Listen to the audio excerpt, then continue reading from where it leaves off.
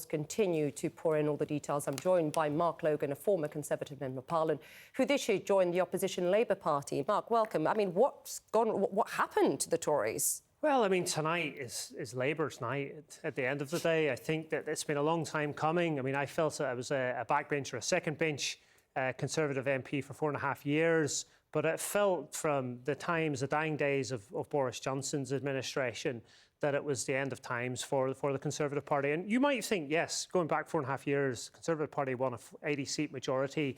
It shouldn't have came to that, but it went downhill incredibly quickly. But again, the message, the story tonight is Labour's victory, this landslide victory, and the biggest one potentially since 1997 or even further back. But Mark, just one thing. Did Keir Starmer change the hearts of minds, or did this gentleman here, Prime Minister Rishi Sunak, just failed?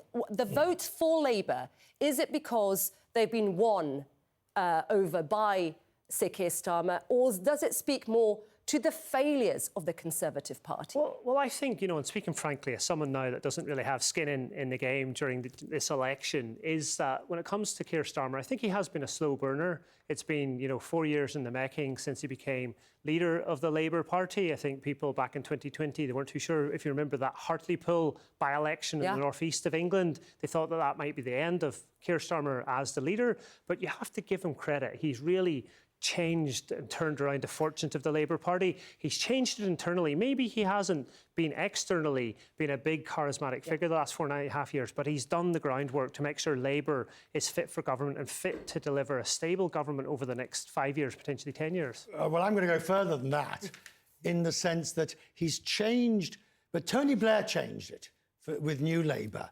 And then we went through Gordon Brown, and eventually you end up with Jeremy Corbyn, and you're back to Labour's old socialist and the allegations of anti-Semitism, etc.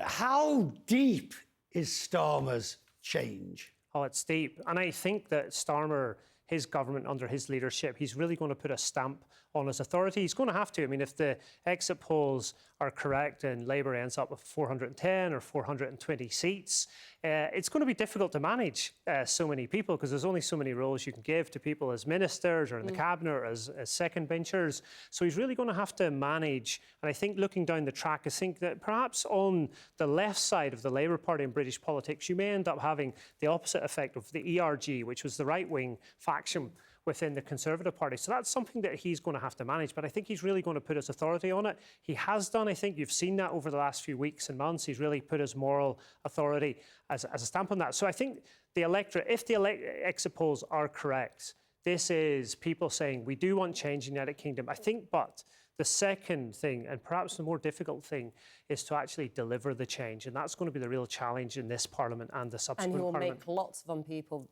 very unhappy as he tries to deliver that, because they've gone more to the centre than to the left in the last 4 or 5 years. And I think, Issa, both internally but also externally, I do think that Labour has to, instead of trying to do 50 things and trying to legislate on all sorts of things, we need to pick 2 or 3 big-ticket items. I think one of those is planning reform. We have to build those 300,000 houses every year. I remember as an early Conservative Party member, I thought it was great. Every year at conference, they would say, how do we build 1 million homes? And it never got done.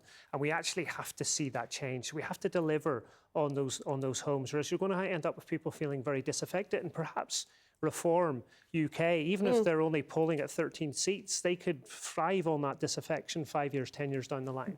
Tonight, the Labour... Thank you. We'll hear more from you. Tonight, the Labour...